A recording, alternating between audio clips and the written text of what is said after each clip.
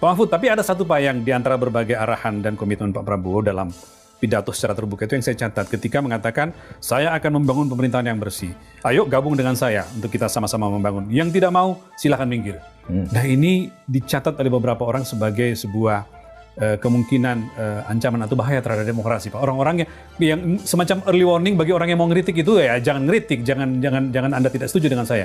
Apa pendapat Pak Mahfud? Apakah ini memang berbahaya atau masih beralasan? Mungkin orang yang menganalisis itu betul juga sebagai kekhawatiran. Sebagai kekhawatiran. Jangan sampai orang ngeritik lalu disingkirkan, betul, ke pinggir lalu direpresi gitu ya. Tapi juga itu bisa bagus juga dalam pengertian, ayo ikut saya kamu, dipeluk semua kan, dirangkul itu. Mantan-mantan pejabat yang koruptor. Kamu main-main, kamu sekarang ada di pelukan saya, bisa langsung. Oh itu pesan bagi mereka, bisa orang-orang itu ya, pejabat-pejabat. Bisa saya banting bisa kamu itu. Kan gitu kan. Misalnya ada anggota kabinet yang punya indikasi korupsi, jangan macam-macam loh. Kamu sekarang langsung di bawah saya. Nggak sembuh kamu ini. Atau pada saatnya akan diserahkan ke Kejaksaan Agung, ambil nih orang. Apalagi tidak ada lagi yang membela karena dia udah di dalam, kan gitu kan? Ya, di dalam kabinetnya kan memang ada beberapa track record yang pernah disebut-sebut namanya urusan korupsi kan, Pak? Iya. Bisa jadi pesannya juga termasuk bisa jadi kesana, pesannya ya? Itu. Mudah-mudahan itu pesannya. Tapi kalau tidak juga ya sama juga akhirnya hanya omon-omon dan 5 tahun itu sebentar gitu. Omon-omonnya itu langkah itu 5 tahun itu saya kira tahun 2027 pertengahan itu sudah tidak akan efektif seperti yang sudah persiapan pemilu. Sudah persiapan. Karena ya? Tahun 2028 udah pendaftaran kan semuanya. Pemilunya 2029. Oleh sebab itu waktunya pendek lah. Waktu 5 tahun tuh iya tinggal 2,5 tahun bisa bekerja kalau mau sungguh-sungguh. Yang sisanya itu nanti pesta politik lagi. Ya, kita menangkap bahwa apa yang disampaikan Pak Prabowo itu mungkin berusaha diterjemahkan atau dibaca oleh aparat di bawahnya. Sehingga kejaksaan begitu sering melakukan penangkapan sekarang kita lihat, meskipun kita tunggu juga kepolisian, Pak. Polisi baru saja menggerobok Pak di kantor kementerian Komdigi ya. Ya, di Komdigi, Komisi Informasi dan Digital itu menangkap 12, lalu sekarang sudah menjadi 16 Pak tersangkanya. Pak Mahfud melihat cara-cara menangkap judi online seperti ini apa maknanya? Menurut saya bagus, tapi juga mengejutkan. Di mana Pak? Ternyata yang ditangkap itu orang-orang Komdigi sendiri kan, orang dalam kan. Nah, beberapa pejabat ya di kementerian itu. Beberapa pejabat. Artinya sebenarnya seperti yang pengalaman kita yang sudah-sudah, kalau aparat itu mau sejak dulu bisa menangkap ini. Hal-hal yang secara ini dianggap sulit banget tidak ketahuan bisa. Ingat pengalaman saya enggak ketika nangani pinjol? Iya, pinjaman online ya. Pinjaman online. Berkali-kali saya datang ke OJK, Pak, enggak bisa ditindak. Kenapa? Ini perjanjian perdata biasa. Mereka bilang mau pinjam, diberitahu bunga sekian, kalau seminggu tidak bayar nanti dibayari oleh peminjam. Ya udah yang minjamkan berbunga lagi sampai orang punya utang 2 juta menjadi 48 juta dan seterusnya itu kan waktu itu. Saya tanya ke Polri waktu itu Pak Bareskrim. Agus Andrianto ini waktu itu ya. Iya, ini Pak, ini perdata Pak. Karena perjanjiannya jelas menurut para ahli ini perdata gitu. Bahkan dia membawa seorang direktur. Ini Pak perwira tinggi Polri ini juga kena ini. Sedang ke luar negeri kena pinjaman online istrinya gitu. Kami nggak bisa berbuat apa-apa. Saya bilang iya juga ya. Saya baca pernyataan di tuh persyaratan untuk pinjol itu Anda nama ini nomor rekening ini. Kalau ada term and condition Pak ya. Iya kan. Kalau ini sudah tanda tangan ini perdata selesai nih. Tetap bisa dikejar untuk bayar. Iya juga saya bilang. Tapi isu itu kemudian menjadi isu nasional kan. Terus Presiden bilang ke saya, Pak Menko, ini pinjol ini tidak bisa ditindak. Pak, saya sudah koordinasi dengan OJK, koordinasi dengan Polri, ini sulit Pak. Kita hanya boleh berkampanye agar masyarakat tidak suka pinjol, karena bisa ditipu. Masa kata Presiden waktu itu. Masa kejahatan gini tidak ada hukumnya, dianggap sah gitu. Ya bisa Pak kalau dianukan, ya ditindak dong gitu. Pak Presiden bilang gitu, lalu siangnya saya panggil Polri. Kapolri. Iya, saya suruh bikin rumusan bahwa perjanjian perdata seperti ini tidak sah dan harus dianggap tindak pidana. Itu jam 11 rapat. Jam 4 sore 140 orang lebih langsung ditangkap kantor-kantornya di seluruh Indonesia. Bisa kok. Sudah tahu tempatnya, sudah tahu pelakunya. Ternyata bisa ditindak. Bisa. Sama dengan tindak pidana perdagangan orang. Kok nggak bisa terus kan? Backingnya si ini, si itu gitu. Bisa? Gitu? Jadi ini soal kemauan aparat penegak hukum saja Pak ya bertindak ya? Iya, tinggal kemauan. Dan dibersihkan backing-backingnya itu. Nah kadang-kala ada orang dalam juga yang pura-pura profesional tapi backing ya kayak yang di Komdigi sekarang ini kan. Dia kan pekerja yang ngamankan itu. Ngelapor ini sekarang udah Pak ditutup judi online apa namanya? Ya judi online. Ini 18.000, besok sekian ribu. Tapi dia enggak bilang bahwa ini muncul lagi yang dia biarkan. Iya. Gitu kan? Akhirnya ketangkap. Yang bahasanya malah dibina sama dia Pak katanya. Iya. Polisi itu punya alat untuk tahu.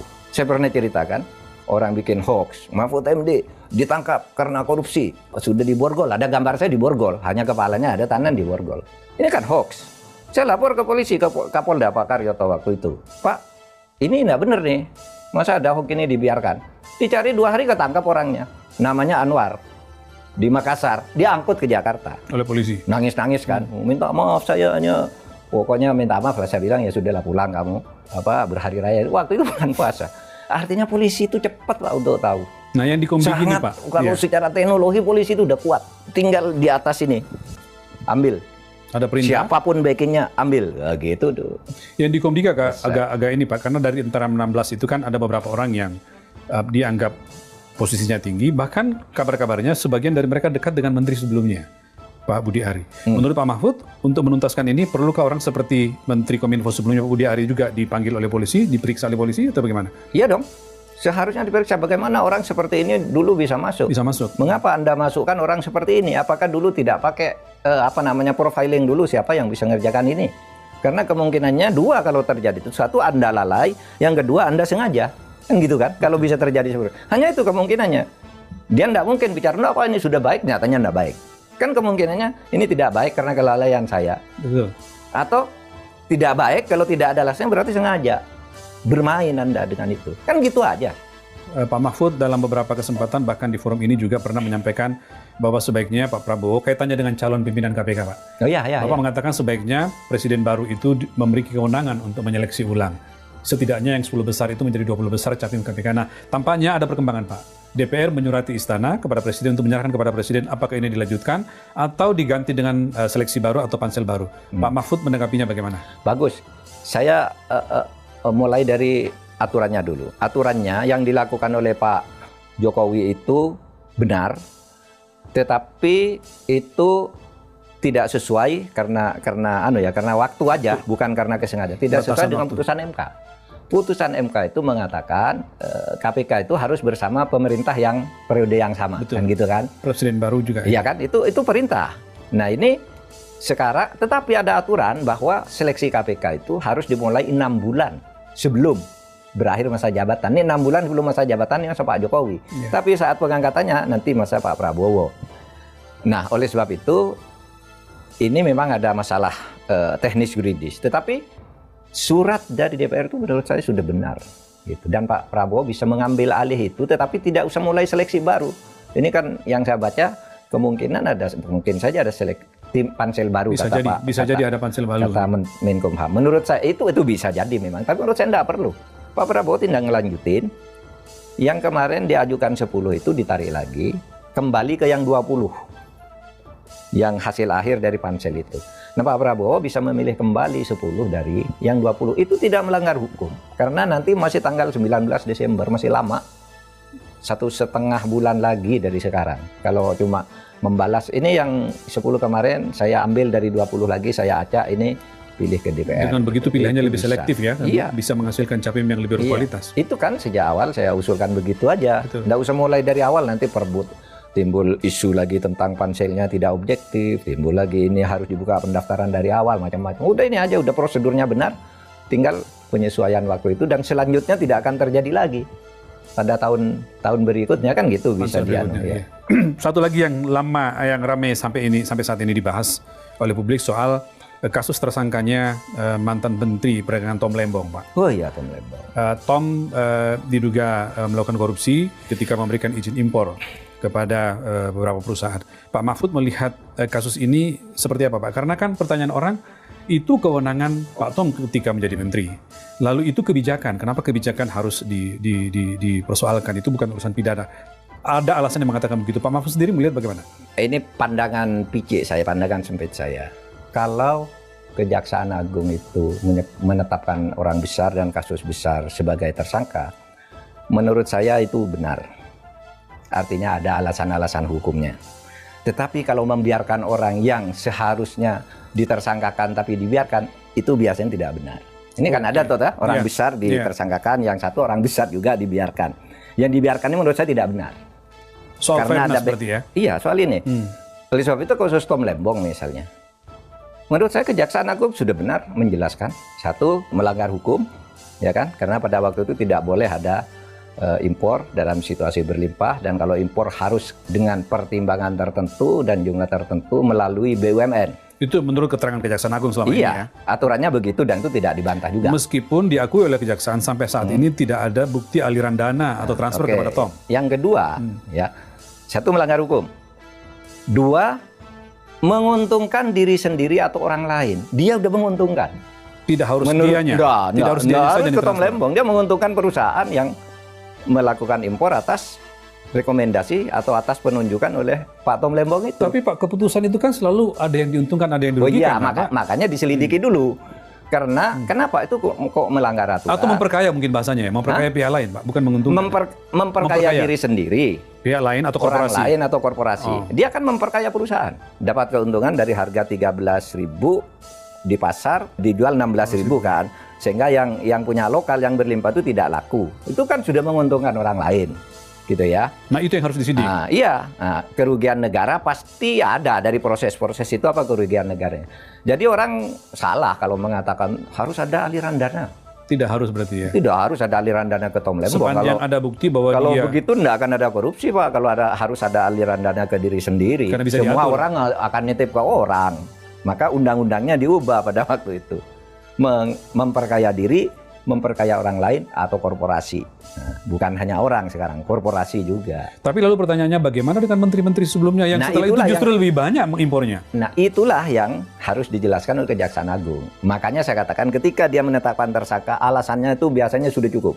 Tapi ketika orang seharusnya tersangka, kata logika publik, kok tidak ditersangkakan, itu pasti ada sesuatu. Iya kan? Iya. Iya, karena orang nitip uang, kan uang korupsi jelas tuh, yang nitip uang 27 miliar tuh. Masa ada uang korupsinya, enggak ada koruptornya? Ya, waktu itu jaksanya pengacaranya mengembalikan uang 27 miliar ya. Sampai sekarang masuk di akal enggak ada kita. Ini uang enggak benar gitu. Lalu cuma dibiarkan begitu saja. Ini uang korupsi pasti. Ada korupsinya, enggak ada koruptornya. Nggak masuk akal kan? Kasus dan itu banyak. Gitu. Banyak dalam pengertian. Misalnya yang kasus yang dilakukan seperti Tom Lembong yang jauh lebih besar dari itu kan banyak juga yang harus dijelaskan. Kenapa ini tidak? Kok ini ditangkap dengan jumlah yang kecil? Soal fairness gitu Pak ya? Iya, soal fairness. Nah, itu penegakan hukum kalau pakai pilih kasih, tebang tajam ke musuh, tidak kepada teman, itu yang bahaya bagi negara hukum. Jadi tidak berlebihan kalau orang mengatakan ini ada unsur politisnya sebenarnya ya? Iya, tidak berlebihan. Mungkin tidak unsur politis, tapi kalau orang mengatakan ini pasti politis, ya tidak bisa disalahkan orang. Kalau memang tidak, jawab dong. Kenapa si A itu kan lebih banyak izinnya? Si B, si C, semuanya melakukan itu di kementerian yang sama. Kenapa ini tidak dijelaskan? Bahkan yang aneh itu seharusnya penyidikan itu kan mulai dari yang terdekat. Yang terjadi tahun 2023 gitu dulu. Ya? Baru ditarik ke sana ya? Tahun 2019, mundur ini 2014, loncat, Pak, ya? Baru mundur ke Tom Lembong tahun 2000. Ini loncat ke Tom Lembong ya? Ini langsung melompat ke sini gimana? Ya kan? Kan mesti sudah diikuti, kenapa ini dibiarkan? Nah, itu pertanyaan publik. Tapi ya itu tadi dalilnya, bakal dalil saya pribadi. Kalau ketika Kejaksaan Agung menetapkan orang besar, mantan orang besar itu sebagai tersangka, biasanya buktinya, dua alat bukti sudah cukup. Termasuk unsur. Tapi kalau yang seharusnya periksa enggak, nah ini biasanya ada unsur politisnya. Dugaan orang ada unsur politisnya. Baik, cukup Pak Mahfud.